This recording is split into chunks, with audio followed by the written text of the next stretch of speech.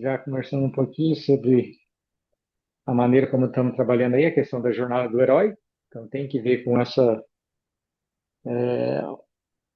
o Apocalipse, né? Olhando ele como uma história. Essa é uma história que ela acontece entre o dragão, que é um personagem que está ali no centro, né, do Apocalipse, juntamente com o Cordeiro. Então, esses dois personagens estão o tempo inteiro ao longo do livro, né? Eles estão ali se enfrentando de diversas maneiras.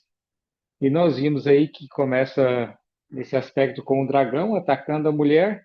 A mulher, então, ela é enganada, então ela se torna escrava. A gente entendeu todo esse processo que acontece com a humanidade. Aí a necessidade do nascimento do herói, do nascimento de Cristo, para poder conseguir, então, reverter essa situação. Mas acontece nesse processo, Satanás ele consegue mexer bastante com o que esperavam, né? Ao invés de esperar alguém para libertar o ser humano, libertá-los da situação em que eles estavam, do pecado e da escravidão de Satanás, eles acharam que era libertado, enfim, dos povos que os escravizavam e que seriam os governantes do mundo. Enfim, não havia uma sensação, uma vontade de ser liberta do egoísmo, e sim a vontade de que as suas próprias vontades fossem feitas, né? Se posso dizer assim. Então, ele nasce, tem todo esse processo aí, ele sobe ao céu, então ele retorna, e ao retornar ao céu, ele envia então um poder especial para que a mulher comece então a atacar o reino do dragão. Então, veja, a mulher ela tem um filho, esse filho ele nasce, ele vai vencer o dragão, mas é um processo, né? Ele começa nesse processo aí de vencer o dragão, há uma outra batalha novamente do céu, e um poder é enviado, então, para poder proteger a mulher, que a gente já viu que se refere ao povo de Deus em todas as épocas, né? Ao longo dessa batalha que ele vai enfrentar agora diretamente com o dragão. Porque o dragão ele desce irado porque ele sabe que tem pouco tempo. Então, ele vai começar agora a fazer uma série de ações aí para impedir que o reino dele seja conquistado. Então, vai começar um processo de apostasia interna, apostasia externa. Vimos um pouquinho sobre isso aí. E Deus vai conduzindo a história, né? O personagem do Apocalipse ali, no caso o Cordeiro, ele vai conduzindo a história que é revelada dentro do Apocalipse dentro de três frentes, que nós vimos na semana passada, que são esses conjuntos de sete, né? Que tem as cartas das sete igrejas, os sete selos e as sete trombetas.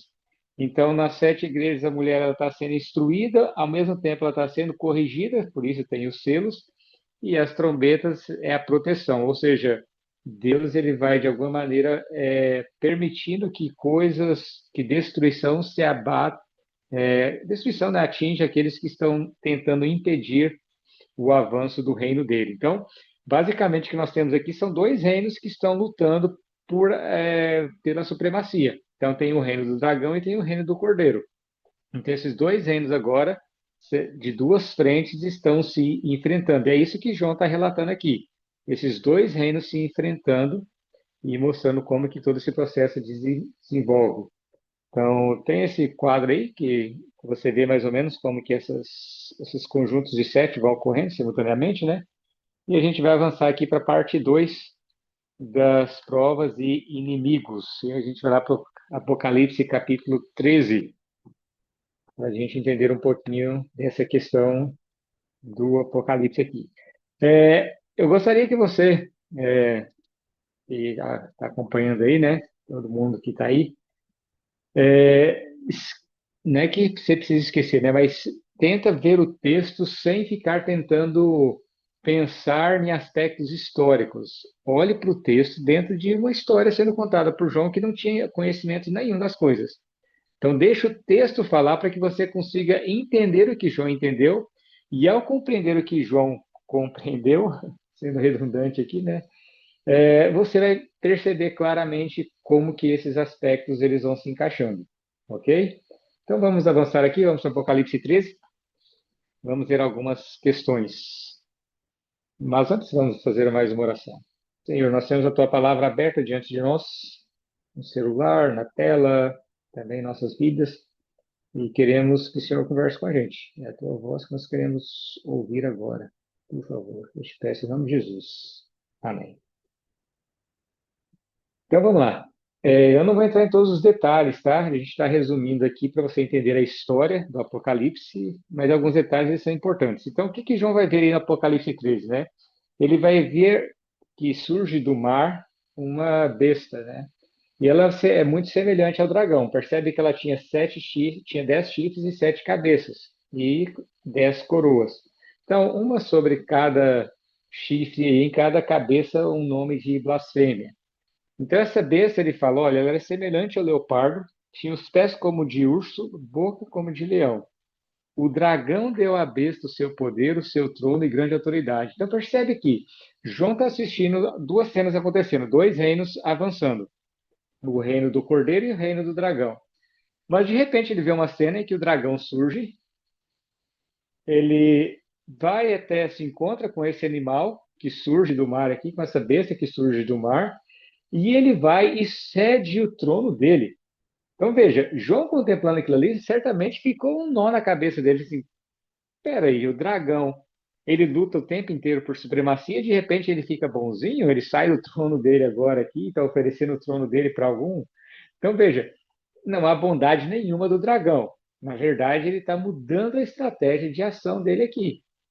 Então isso já mostra que há uma mudança, né, o enredo da história, ela vai, de uma certa maneira, sair do personagem principal. Quem vai assentar no trono agora, apesar dele ser controlado pelo dragão, quem assenta no trono agora é a besta. Então é importante a gente entender isso na história. Você vem o dragão que vem controlando tudo. De repente o dragão sai de cena. É importante a gente entender isso aqui. O dragão ele sai de cena no Apocalipse, ele vai sair de cena e vai voltar só lá no final. E isso é algo que a gente percebe claramente que funcionou muito bem. O dragão ele vai sair de cena e vai entrar então este animal que se parece com ele, mas que não é ele, porque ele recebe dele todo o poder e autoridade. Então ele recebe uma boca, esse animal, para proferir grandes coisas e blasfêmias, e tem poder para agir por 42 meses. Ele abre a boca em blasfêmias contra Deus, para blasfemar do tabernáculo dos que habitam no céu, e foi permitido fazer guerras aos santos e vencê-los. E aí e percebe aqui, ele tem poder, essa besta tem poder sobre cada tribo, língua e nação. Estamos falando aqui da sociedade de um modo geral, ok? Estamos falando aqui do planeta Terra, a expansão desse poder. Então, veja, nós temos então aqui um poder que vai surgir, que é aliado do dragão, e ele vai então ter acesso a todos os cantos, né? Lembrando que animal, a gente já conversou um pouquinho sobre isso aqui, mas apenas é, relembrar aqui, animal ele sempre tem essa figura, lembra dos animais que surgem lá, né, em Daniel, eles representam reinos, tá? Então, os chifres aqui também, se você vai para Apocalipse, o final em Apocalipse vai deixar bem claro aí, quando Apocalipse 17, ele vai deixar bem claro, né, que os chifres também são reinos.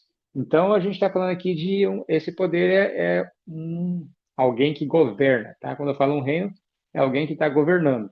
Tem um trono, de alguma maneira governa. Então, vamos entender aqui alguns símbolos que aparecem aqui.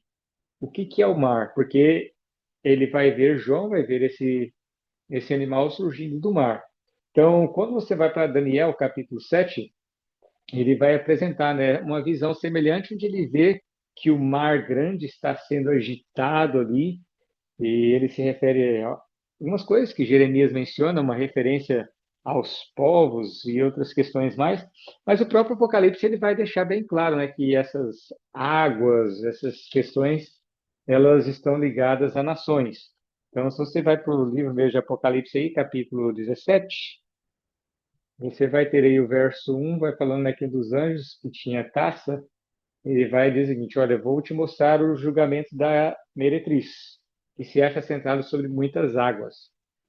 E aí ele vai dizer aqui, essas muitas águas, o verso 15, elas são, que você viu, elas são povos, multidões, nações e línguas. Então percebe, Aqui é poder, o poder, né, sobre toda tribo, língua e nação. Apocalipse 15 fala que são povos, multidões, nações e línguas. Em outras palavras, ele tem esse poder porque esse poder lhe é dado, tá? De alguma maneira. Se é dado por livre e espontânea vontade é outra questão. Mas é um poder que vai surgir não de, não do nada. Então, se representa povos, você percebe que é um poder que vai surgir em meio a um local habitado, tá? Esse é o primeiro ponto que a gente tem que entender aqui. Segundo aspecto que João contempla, ele vê esse animal surgindo então do mar. Se ele vê também que esse animal ele profere blasfêmia. Então, veja, blasfêmia, eu coloquei aqui os textos, não pense no nosso, às vezes a gente pensa em blasfêmia, vai blasfemar, só falar alguma coisa de Deus e tudo. Não é bem esse o contexto bíblico. O verso 7 do capítulo 2 de Marcos, eu até destaquei aí para você ver uma das implicações, você vai ver o seguinte, né? Vendo-lhes a fé, né, diz ao paralítico, perdoados estão os teus pecados. E aí eles estavam sentados e diziam, por que que ele fala desse modo? Isto é blasfêmia. Quem pode perdoar pecados senão um, que é Deus? Então, veja, há vários aspectos ligados à blasfêmia, mas principalmente quando se menciona blasfêmia na Bíblia, tem que ver com assumir prerrogativas divinas, tá? Então, vai assumir prerrogativas divinas. Então, é importante a gente entender isso. É um poder, então, João, veja, João, ele está vendo essa cena, ele vê um poder que surge em meio a outros, não do nada, mas povos ali, ele vai surgir no meio de vários povos e vai ter um alcance mundial. E esse é um poder que assume prerrogativas divinas, porque ele vai ter essas características, ele profere blasfêmias, ele assume essas características divinas. Então, é importante a gente ter isso em mente. E ele vai ter esse poder por 42 meses.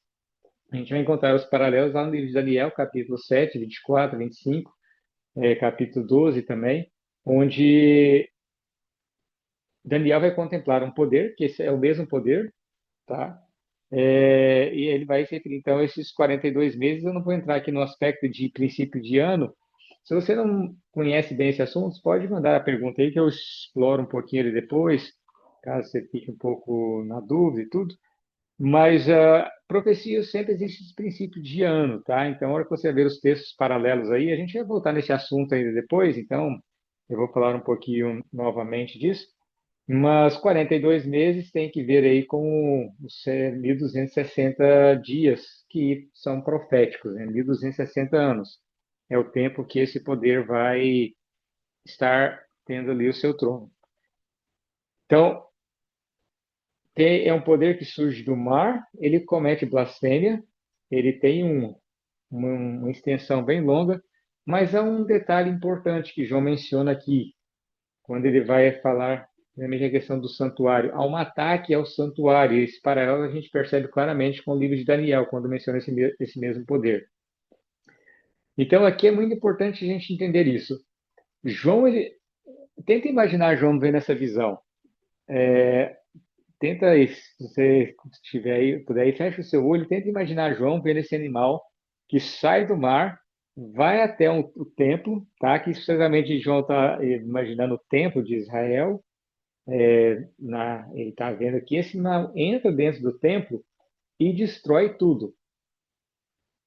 O que que João entende? Se esse animal está destruindo o templo, é porque ele está atacando claramente alguns aspectos. Então, o que que o templo, né? O que que acontecia dentro do templo ali? Basicamente, dentro do templo, há o processo de salvação. A salvação do ser humano, ela era toda retratada no serviço que acontecia no templo. Então, tudo que você pensar a respeito de como nós somos salvos vai ser afetado.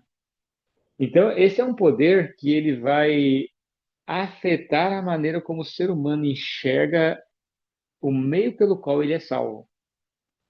Entende isso? Então é importante. Veja, João está vendo essas figuras, mas João entendeu claramente isso. Ele não viu a história, ele não vê nomes, ele apenas retrata o que ele viu.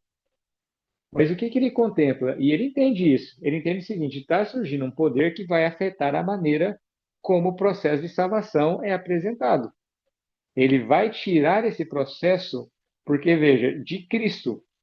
Porque ao atacar o santuário ele apresentava a pessoa de Cristo. Então, se ele vai atacar o santuário, ele vai modelar, né, ou remodelar esse local, não levando as pessoas a Cristo, mas levando a eles mesmos. Porque se você olha o capítulo 13, fala que eles adoram.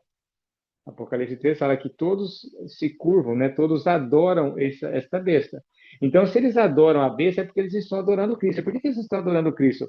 É porque esse poder ele assumiu as prerrogativas de Cristo.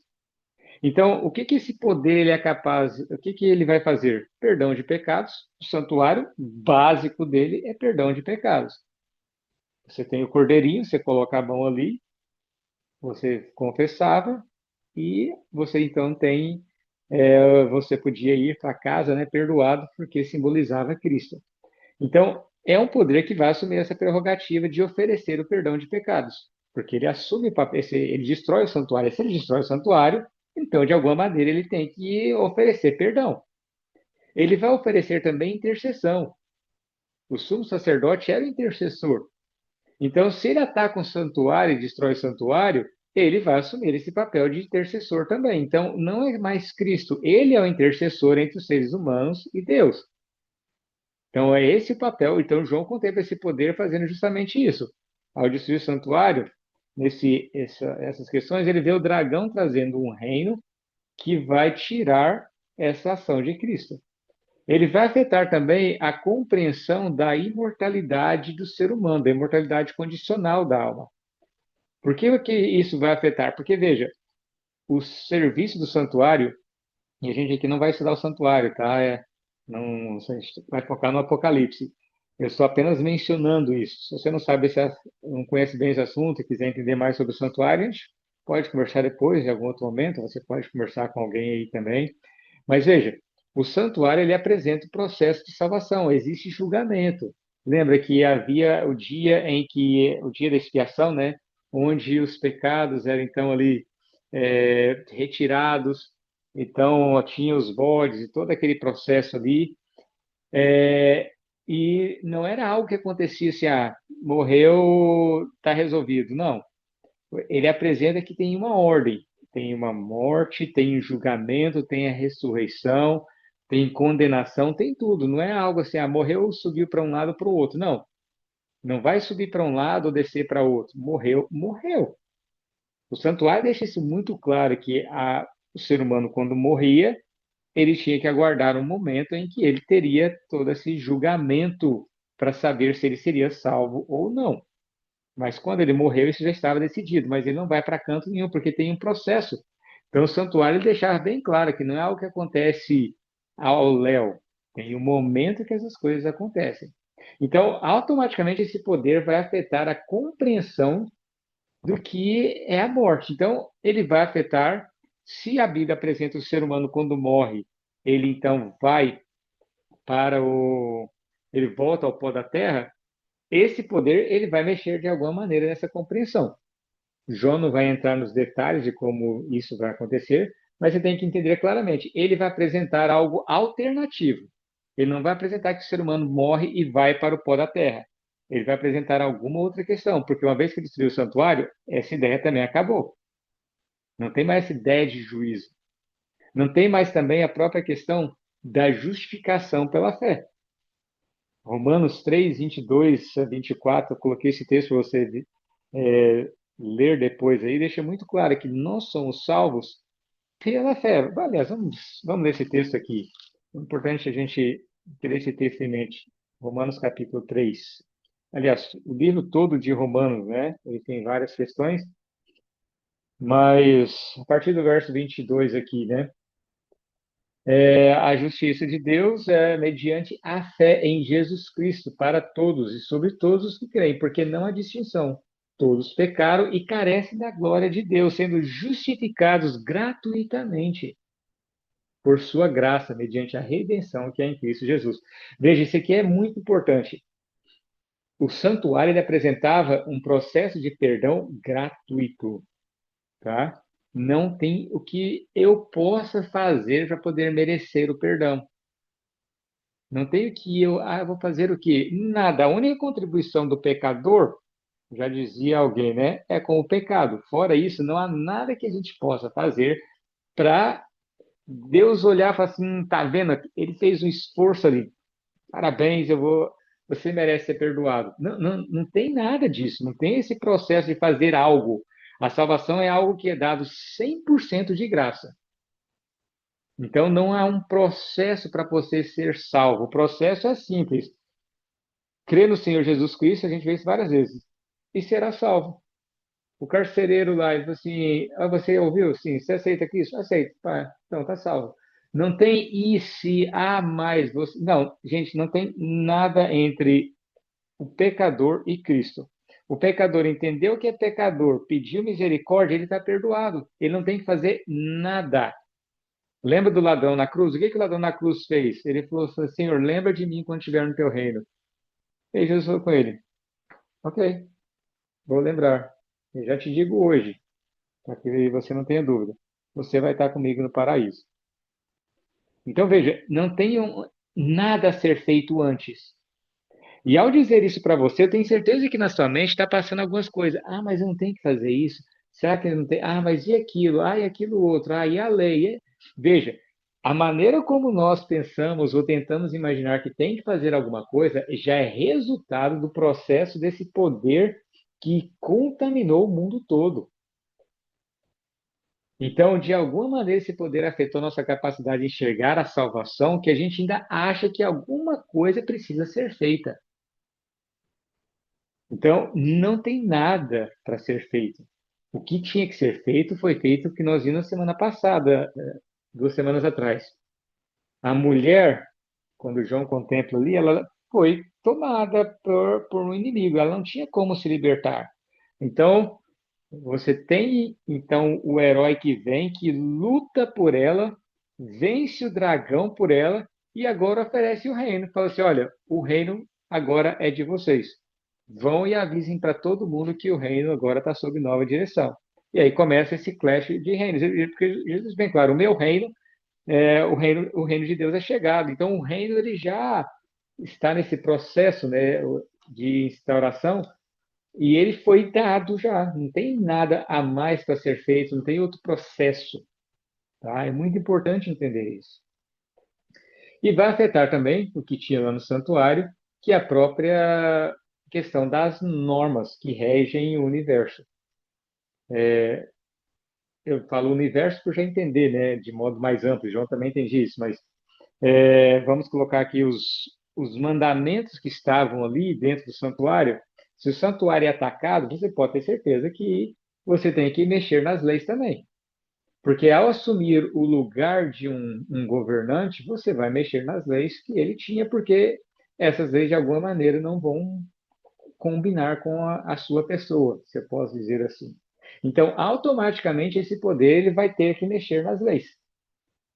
Então, não tem outra alternativa. As normas ali, porque veja, para que você tire Cristo, para que você não enxergue a Cristo plenamente, você precisa mexer nas leis. Porque quando você não conhece alguém, mas você ouve falar da maneira como ele governa a casa dele, pensa aí quando você fala, você já viu que o jeito que aquele cara educa os filhos dele? Indiretamente, o que você está falando quando você faz essa afirmação? Você já viu como é que é a educação daquele menino ali? Já viu falar como é que é o pai dele? Você pode achar de modo positivo ou negativo. Já viu como é que é a mãe daquele menino ali? Ou seja, você fala assim, ela tem normas, ela tem regras. Então, pelas regras, você já pensa se essa pessoa presta ou não presta. É assim que nós fazemos, é automático, não é uma questão de, tá julgando, não, não é julgando. Você vê fato e você chega a conclusões óbvias. Então, nós fazemos isso o tempo inteiro. Pela maneira como alguém lida com a casa, com o comércio, com o país, você já imagina como que é essa pessoa. Então, mexeu na lei, você mexeu automaticamente na compreensão que você tem dessa pessoa. Então, se são leis justas, você já pensa, pô, é um lugar bom para se viver.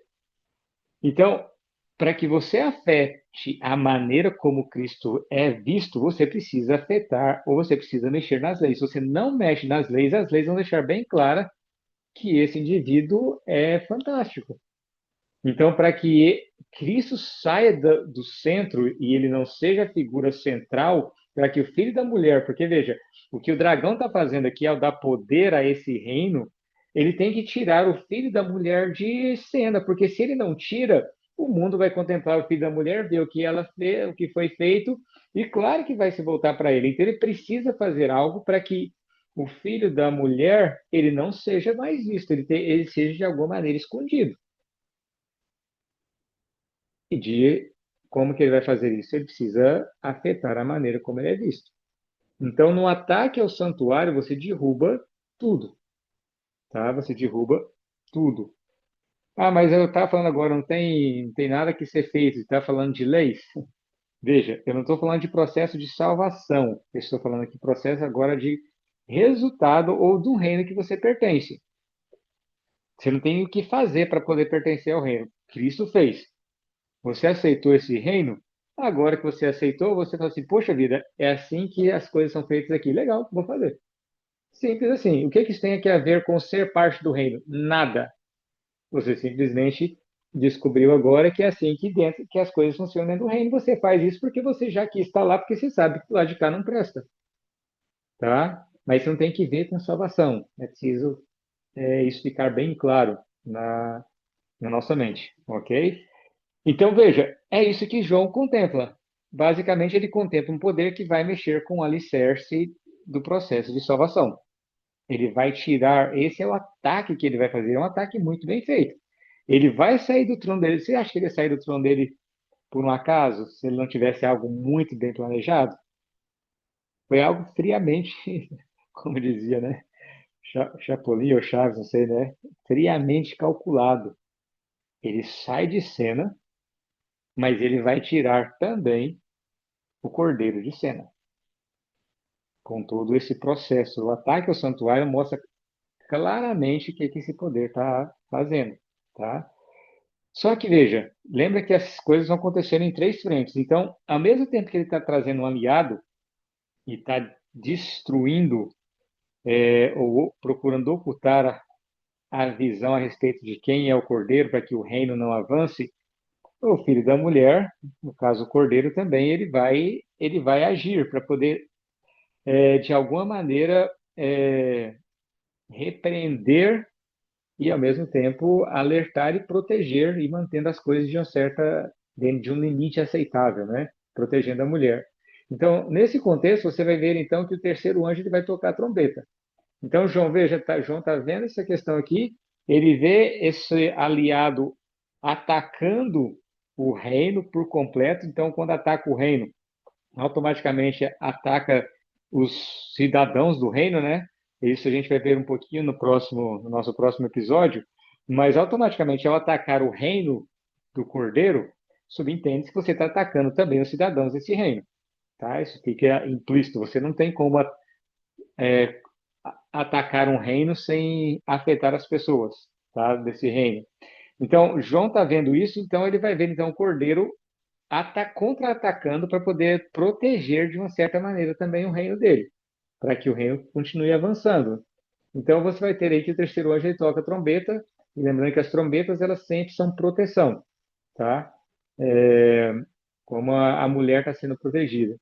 Então veja, quando ele toca a trombeta, vai cair do céu uma estrela, ardendo como uma tocha. Ela cai sobre a terça parte dos rios e sobre as fontes das águas. A gente está aqui em Apocalipse capítulo 8. Tá? A gente está aqui na terceira trombeta. Agora veja, o nome da estrela era Absinto. E a terça parte das águas tornou-se em absinto, e muitos morreram das águas, porque elas se tornaram amargas. Então veja aqui, estrela, a gente já viu isso aqui, sempre representam anjos. Tá? O Apocalipse deixa isso bem claro, a gente já conversou sobre isso, não vou voltar nessa questão aqui. Mas não é uma estrela qualquer. Porque, veja, ela é uma estrela, é uma grande estrela que ela cai, ou seja, é um anjo com muito poder, tá? Ele vai cair sobre a terça parte dos rios, lembrando que isso tem que ver, então, com um ataque, né, ao reino do dragão. Sempre quando aparece isso, tem que ver com o ataque ao reino de Satanás. Então, o nome da estrela é Absinto. e a terça parte das águas se tornou em absinto, e muitos homens morreram. Veja, se é um anjo que causa morte, e ele é amargo, né, você pode dizer assim, não é um anjo enviado por Deus. Até porque aqui é Deus punindo, né, de uma certa maneira. Dentro do contexto do Apocalipse aqui, a gente não tem como ver um outro anjo que não seja, então, aqui Satanás, tá? E ele é chamado aqui de absinto, e as águas vão se tornar amargas. É, a gente já conversou sobre essa questão um pouquinho, quando a gente falou sobre a relva verde, águas e tudo. Eu vou só relembrar um pouquinho aqui. Quando a gente se refere a rios, fontes das águas, tudo isso é sempre uma referência ao, como é que fala, a algo não poluído, né? Algo puro, algo que alimenta. Essa figura ela é muito clara, não tem, creio que não tem muita dúvida. O Antigo Testamento menciona várias vezes esse aspecto aí, né? Leva-me juntamente a águas tranquilas e tudo. Sempre essa referência a algo que é palatável, algo que produz vida, tá? Ao longo de toda a Bíblia, a água, até que Cristo se identifica como a água, né? A água viva. Só que essa estrela, ela vai poluir a água. Então, veja, ela vai poluir a água e as pessoas vão morrer. Então, se ela polui a água, quer dizer que há algo que está errado aqui. O que que é o absinto, né? O absinto ele vai aparecer lá em Deuteronômio, Lamentações, Jeremias, Amós e outros textos também. Coloquei aqui alguns para você ler depois. Mas Jeremias, quando ele está falando com o povo de Israel, ele usa essa figura do absinto, e Moisés também ele vai escrever sobre essa questão. Em Deuteronômio 29, ele vai falar, né, que falando com o povo, né, um pouco antes da morte dele, ele vai dizer o seguinte: olha, para que entre vós não haja homem, nem mulher, nem família, nem tribo cujo coração se desvie. Ele está falando por que que eles deveriam ter uma série de normas, né? Por quê? É importante isso, para que evite que vocês vão e sirvam aos deuses dessas nações, para que entre vós não haja raiz que dê absinto e fel. Então, essa conexão ela já é antiga, né? Entre deuses, esses cultos que não eram oferecidos a Deus e o absinto. Então você vê aqui lá em Jeremias, quando ele usa essa mesma figura, ele fala, né? Os profetas de Samaria, né? Vivem loucura, profetizam da parte de Baal, fazem errar meu povo Israel. E os profetas de Jerusalém, ele fala, veja uma coisa ainda pior, horrenda, cometem adultérios, andam com falsidade, fortalecem as mãos dos malfeitores. Eles têm se tornado para mim como Sodoma, e os moradores como Gomorra, portanto, assim diz o Senhor acerca dos profetas: eis que eu lhes darei a comer absinto, e lhes farei beber águas de fel, porque dos profetas de Jerusalém saiu a contaminação sobre, olha essa expressão aqui, toda a terra. Então veja, quando João vê essa estrela, ele está com todo esse, esse mindset, né? Esse background na cabeça dele, né? Todo esse pano de fundo na mente dele, onde o absinto ele é usado como uma referência à adoração a outros deuses, mas ao mesmo tempo como uma punição para aqueles que eram esses instrumentos para levar o povo a uma adoração que não fosse adorar ao Deus verdadeiro. Então veja, quem é que está recebendo isso? Lembrando que toda vez que uma trombeta é tocada, o poder que está impedindo o avanço do reino é que é afetado, tá? Então, e os textos deixam isso muito claro, né? E ao ver o contexto mais amplo de Apocalipse, quem é o poder? O poder que vai ser afetado é esse poder que vai surgir do mar. Tá? Essa besta que surge do mar é que vai ser afetada pelo absinto. Então, como que ela vai ser absinto? Ela vai ser punida com isso e eles vão tomar essas águas amargas, né? Porque eles estão contaminando toda a terra. E aí, quando a gente avança aqui para ler a carta que é escrita para a igreja, né, desse período, isso vai ficando um pouco mais claro ainda, porque veja, ele vai dizer o seguinte para a igreja de Tiatira, né, o conselho que ele dá: olha, eu conheço as suas obras, o seu amor e serviço, a fé de vocês, mas olha, deixa eu dizer uma coisa que eu tenho contra ti.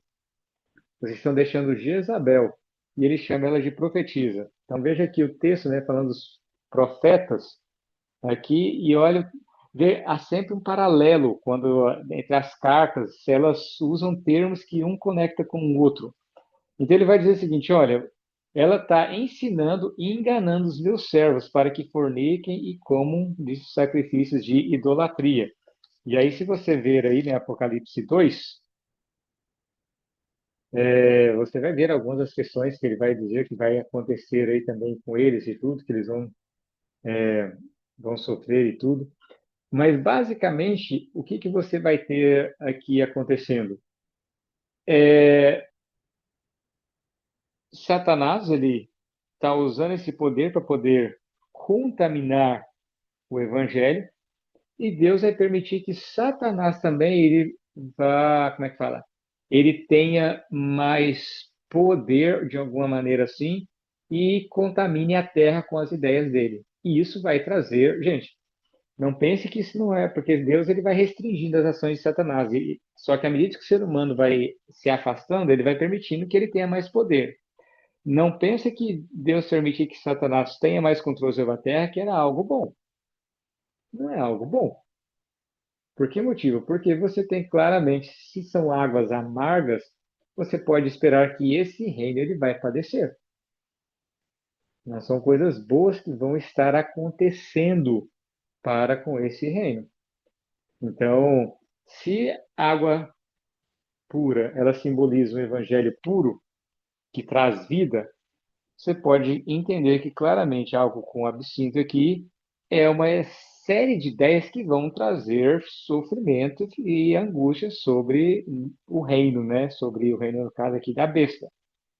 Porque eles vão começar a sofrer as consequências de não estarem mais bebendo da fonte de água que é a palavra de Deus. Como isso aqui é deixado de lado, porque o santuário é destruído, se o santuário é destruído, o resto tudo, você não precisa disso aqui.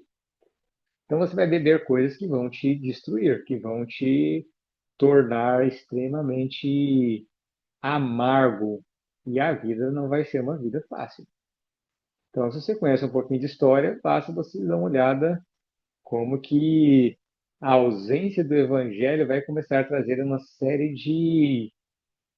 como é que fala, de doenças e de intrigas e de problemas aonde esse reino está instaurado, porque não tem água pura mais para beber. Agora, é importante essa questão aqui, porque o,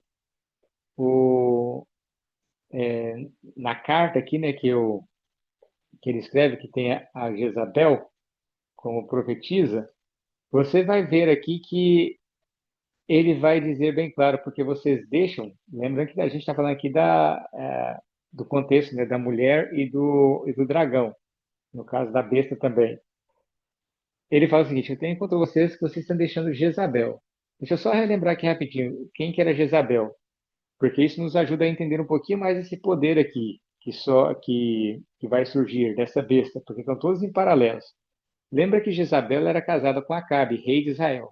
Só que Acabe não reinava. Ele era um fantoche. Jezabel controlava ele. Então, se você for lá para o livro de Reis e for estudar a história do rei Acabe, você vai ver que ela é que controlava tudo. Mata, deixa viver, não deixa. Um dia Acabe chegou em casa porque ele tentou comprar uma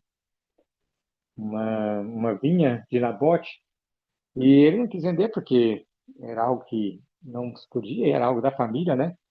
E aí ele chegou em casa chateado e tudo, não quis vender. Ela falou assim, vai, fica lá um pouquinho, deixa que eu resolvo isso aí. Ela foi lá, contratou duas suas testemunhas, mandou matar o cara, falou assim, agora vai lá, pega para você. E a cara vai lá e pega e faz de conta que não tinha nada acontecido, né? Mas Deus estava vendo. E Deus mandou um recado para ele, olha, o sangue derramado inocente vai resultar também no seu sangue e no dela. As coisas vão ser, vocês vão pagar por isso. Deus não estava deixando de lado, né, as coisas. Mas Jezabel, ela não tinha o poder, ela não tinha o direito de governar, mas ela controlava quem tinha o direito de governar. Então, veja, é um poder que ele não vai ter em si um poder apenas dele, né? Mas ele é um poder controlador que vai manter-se no poder por controle dos demais indivíduos. Então, por isso a figura de Jezabel aqui, né? E ao mesmo tempo vai levar o povo para a idolatria. Então, claro que vai para a idolatria. Se você deixa o santuário de lado, você tem que arrumar alguma coisa, e aí você vai ter uma série de idolatria acontecendo. Então, por que essa igreja permite isso acontecer? Eles deixam a mulher, né, ela deixa isso acontecer, aqui eu estou falando do povo de Deus, eles deixam que esse reino vai surgindo e tomando conta. Aí você tem então a abertura do selo, que é o quarto selo, né, onde diz, olha, eu ouvi a voz do quarto animal, né, que dizia, veja, e eis um cavalo amarelo que estava sentado sobre ele, e ele tinha por nome Morte. E o Hades, veja que, lembrando que Deus ele conversa com o ser humano, vamos aqui para a gente concluir. Deus ele conversa com o ser humano numa linguagem que ele entende.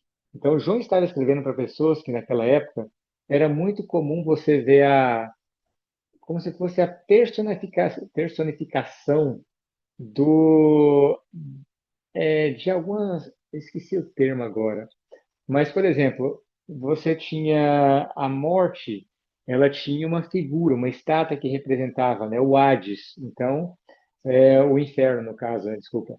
O inferno era representado pelo Hades. Então tinha uma estátua, né, que tinha uma aparência que representava o que era o inferno e assim por diante. Então veja, João ele vai ver aí um cavaleiro que tinha sentado sobre ele alguém que tinha nome de morte e que ele era seguido por essa figura. Então João contempla literalmente o Hades seguindo ele.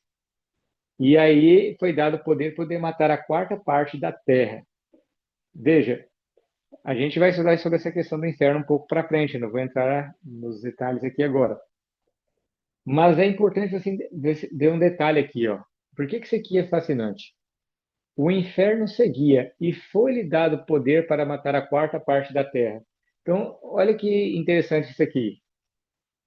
Ele deixa bem claro que a morte e o Hades, eles não têm poder por si só, porque as pessoas naquele tempo temiam muito. Por que motivo? Porque esses seres controlavam o submundo, né? Se eu posso dizer assim. Então as pessoas tinham medo.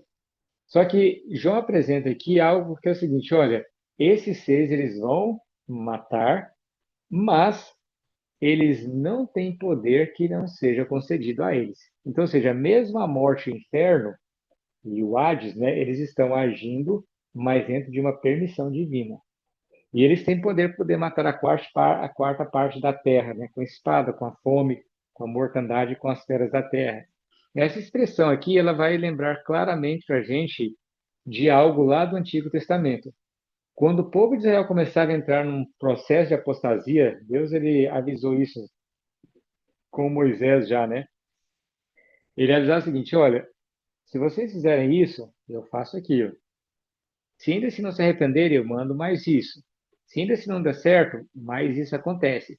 Então, o processo de apostasia em Israel, ele tinha essa questão, né? Olha, não vai o céu. Lê depois do Deuteronômio 28 lá que você entende bem esse aspecto também. Não coloquei aqui, mas lá você pode encontrar um pouquinho. Não vai ter chuva, vão saquear sua comida e por fim você vai para o exílio. Então, Ezequiel 14:21 ele usa essa figura, né? Porque assim diz o Senhor dos Deus, né? Quanto mais se eu enviar os meus quatro maus juízos, a espada, a fome, as feras e a peste contra Jerusalém. Então, veja, quando você pensa nos cavaleiros aqui, você vai ver que nesses cavaleiros você tem a espada, você tem a fome, lembra da balança lá, e você tem esse aqui com a peste, né? Com as feras. Então, o que que João vai entender claramente quando ele vê isso? Há um processo de apostasia. A mulher está entrando num processo de apostasia. Então, ele vê claramente resumindo aqui para a gente concluir, o que que João vai ver nessa próxima fase aqui? Ele vai ver o dragão saindo do trono e concedendo a essa besta o poder dela. Essa besta, esse animal começa a governar, ele ataca o santuário e ele começa a impedir que o verdadeiro conhecimento seja levado, Só que, ao mesmo tempo, ele contempla aqueles que tinham conhecimento a respeito de Deus não fazendo tudo o que deveriam. Veja, esse poder não subiu, não começou a ter poder, né, você pode dizer assim, do nada. Ele foi autorizado. Alguma coisa aconteceu que deu-se a esse poder permissão para ele que ele surgisse e tomasse conta. E o que é que vai fazer isso? Ele fala: vocês toleram Jezabel, ou seja, vocês não bateram de frente. Gente, quando o mal ele avança, é sempre uma irresponsabilidade nossa. Quando eu falo nossa, estou dizendo de nós que queremos. Há muita coisa ruim que acontece nesse mundo que é por culpa nossa, por causa que a gente não prega o evangelho como deveria pregar. Então, lembra, há perseguição, há um processo de intrigas internas, e se enfraquece um pouco a mulher, e aí acaba que quando surge um outro poder, eles não têm força para bater de frente, e aí acaba virando esse problema todo. E aí ele deixa bem claro, né, o que João entende? Isso aqui é um processo de restauração. É Deus tentando recuperar ou impedir que a mulher seja completamente, entre num processo total de apostasia. Então ele vai enviando permitindo que sofra algumas questões, né, para que eles entendam que estão no caminho errado. Não entendendo, qual que é o próximo passo? Aí você vai ter então o exílio. E aí o exílio é quando então a gente vai ver essa mulher então se dirigindo para o deserto, onde no exílio Deus vai protegê-la e vai trazer de volta o remanescente para poder continuar o projeto dele. Entende? Quando Israel vai para o exílio e volta um remanescente para Israel para poder Israel foi para o exílio, né, para a Babilônia, e volta um remanescente para poder dar continuidade ao processo. A mesma coisa aconteceu aqui agora. João contempla essa mulher, ela deixou de lado, começou a beber de outras fontes, não teve força suficiente para poder bater de frente quando deveria. Ela agora vai para o exílio e de lá vai retornar um remanescente, que é cenas do próximo capítulo, ok? Que aí é quando vai voltar novamente um processo de ataque ao reino do dragão e outros aliados vão surgindo por parte dele aí também. Resumidamente, seria isso. É muita informação, mas a gente está contando a história aqui do Apocalipse. Não estou entrando em todos os detalhes históricos, de uma certa maneira. Eu quero que você compreenda aí a história do Apocalipse, tá? E automaticamente somente as coisas vão preenchendo. Dúvidas, perguntas, questionamentos? É, Cleiton, eu tava vendo aqui que no começo do capítulo 13, a besta, essa que saiu do mar, ela tem características, né, das bestas, parece que ela tem características de todos os animais lá de Daniel. Sim, Que aqui fala que ela tem, parecia leopardo, tinha os pés e bocas de urso e dragão, e o dragão, né, taranã. Tem alguma coisa em relação aos governos? Porque a gente sabe, né? O leopardo da Grécia, o urso Medo-Pérsia. Então, ela tem alguma coisa com características desses governos? ok. Lembra da visão da estátua de Daniel do capítulo 2? Que tem lá os Uhum. reinos com todos os diferentes materiais, né? A queda se dá plenamente daqueles reinos quando a pedra sem mão atinge o pé da estátua, e aí o texto deixa bem claro, né? E todos aqueles reinos foram destruídos. Então, ou seja, de alguma maneira, algumas características desses reinos elas vão passando de um para o outro. Então, apesar Hum. de não ter esse reino, por exemplo, Babilônia caiu, que é no caso o leão. Medo-Pérsia, ok, do urso também se foi, ok? Apesar de não ter, né, o leopardo, a Grécia também, né? Apesar de não ser esses poderes terem se desfeito, características deles permanecem. E qual que é a característica principal desses poderes? Todos eles se levantam contra Deus. Todos eles vão perseguir aqueles que tentam ser fiéis a Deus. Então é por isso que ela tem essas características, né? Ela parece o dragão, o leopardo e o leão, justamente porque ela é a mesma essência desse poder. Não mudou em nada, a essência é a mesma. Qual que é a essência desse poder? Nabucodonosor, ele vai reconhecer Deus, o filho dele vai dizer o seguinte: eu não acho que é por aí, vamos fazer as coisas diferentes. A mesma coisa vai ver acontecendo depois na Medo-Pérsia. Eles vão tentar matar os judeus. Depois você vai ver isso na Grécia, vai ver isso também em Roma. Enfim, essa característica ela não muda, ela permanece, vai passando de um reino para o outro. Mas o que João está dizendo basicamente é o seguinte: esse poder que surge, ele dá continuidade aos outros poderes. Então, ao estudar esses outros poderes, eu consigo facilmente identificar que poder é esse.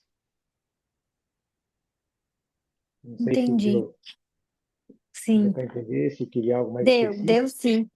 Não, deu para entender sim. E eu só fiquei também em relação a esses 42 meses. Você vai falar, tipo assim, em relação a ele, no sentido quando começa, termina? Vou falar no próximo episódio, porque eu Ah, tô falando, vou falar do exílio da mulher, e aí aí eu vou comentar entrar mais sobre novamente. ele. Isso. Legal. E aqui, a dona Vanir fez uma pergunta. Esta terceira trombeta se refere a qual evento? Ok, vamos lá. É, essa é uma das questões que a gente sempre tenta associar, né, a trombeta ao evento. Eu não estou entrando muito nesses detalhes aqui, porque eu quero que vocês entendam a história de modo geral. E isso vai ficando mais claro à medida que a gente for avançando nas outras trombetas. Isso vai clareando. Uma trombeta vai ajudando a entender um pouquinho melhor a outra e como que isso pode ter acontecido. Mas veja, o que que eu vejo claramente? Se a primeira e a segunda trombeta, elas são um ataque diretamente, né? A gente já viu isso aqui porque estava muito claro no texto aqui, né, de João. É uma referência, um ataque aos judeus e depois a destruição de Roma. Eu vou ter que ver claramente também que essa próxima trombeta, ela vai afetar a besta. Então, o que que vai acontecer com a besta? Bom, se ela recebe águas amargas e ela tem passa por um processo de morte, eu tenho que entender que esse reino ele começa um processo de decadência em todos os sentidos. Basta eu ver, lembra do texto que a gente leu lá dos profetas de Israel, chamando eles de Sodoma, de Gomorra, afetando tudo. Então, ou seja, há uma decadência completa nesse reino. Uma decadência completa. E isso vai afetando a saúde das pessoas, porque às vezes a gente pensa que, quando a gente deixa de lado a palavra de Deus, que nada acontece. Há uma série de coisas que acontecem, principalmente com relação à qualidade de vida do ser humano, saúde, vida, capacidade emocional, enfim, tudo isso acaba sendo afetado. Então, há um processo que a gente começa a ver aqui nessa terceira trombeta que ele vai se estendendo nas outras para, como é que fala? Para porque o mundo todo estava sob o controle da besta. Então, de alguma maneira, o mundo é afetado. Então, só para a gente parar de pensar, parar e pensar um pouquinho. Eu estou evitando de dar detalhes históricos, porque eu quero que você se atente um pouco na história que João estava tendo em mente. Mas se você parar para pensar um pouquinho em história, aspecto histórico, tenta imaginar o que, que foi acontecendo à medida que o evangelho foi deixando de ser, estar presente na vida das pessoas. Se o evangelho é luz, o que, que você tem quando não tem luz? Trevas. Então, basta olhar para a história e você vai conseguir entender claramente esse processo de trevas adentrando dentro da sociedade, tá? Mas com a medida que as próximas trombetas forem avançando, essas coisas vão ficando mais claras na mente. Ok? Legal, muito bom, viu? Já tô aqui, ó, curiosa para a próxima. A besta que vai sair da terra. Se alguém tiver mais alguma pergunta, pode escrever aí no chat. A Alessandra Senão, falou aqui, quem tiver interesse sobre o santuário, está tendo uma live todo sábado sobre esse assunto com o Edivaldo. verdade. Inclusive a live fica até salva e já tem até uns vídeos no YouTube. Se alguém quiser, pode pedir que a gente manda no grupo também. Então, tá aí, esse assunto é Aqui, fundamental para o santuário para né? entender o que acontece aqui. Uhum. Então, eu acho